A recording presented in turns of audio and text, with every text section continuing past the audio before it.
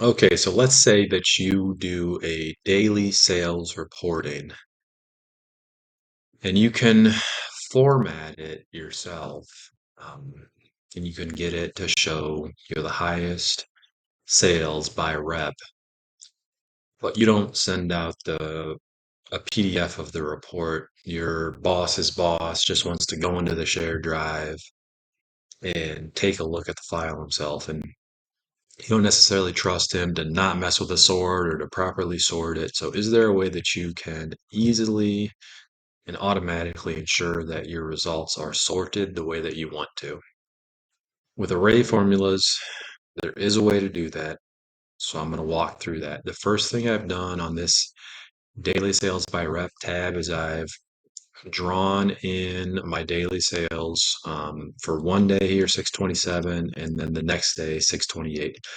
I made this a table. You can see it's got the table design. It's called table two. So we will use this table as the basis for our report. So we'll go over to the report tab. All I've said is daily sales, and then my goal is to sort it by date. I want to show the most recent date first, and then by sales, and I want to show the highest sales first. So it equals sort by.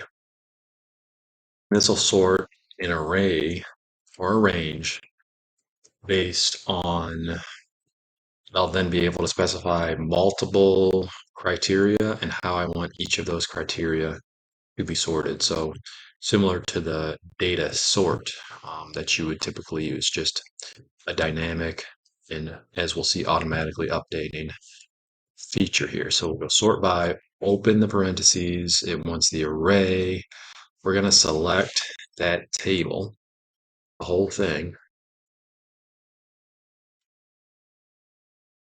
And then the first thing it wants to know is by what array do you want this sorted? So the first way we want to sort it is by date. And then we want it sorted most recent to least recent. So that's descending -1.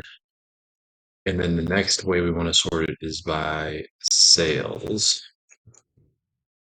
And again, we want it descending with the highest sales, and then we want to descend down to the lowest sales.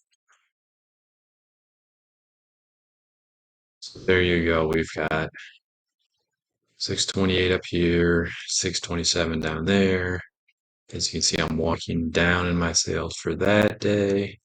As soon as I hit a new day, I start at the high and go down to the low. So it can't be messed up unless, someone messes with this formula, but it's automatically there. It's automatically formatted. Now, let's say the next day, um, let's just say this is 629. And it's in a random order here. And we paste it in. We append that data to the bottom of our table. The table is smart enough to pick it up and recognize, hey, that's a new part of my table. And just like magic, I go over to the report tab and boom, now it's pulling in 629. So I hope that helps. This is a great tool, and there's two keys. One is this dynamic array formula, and the other is to set your data sets up as a table.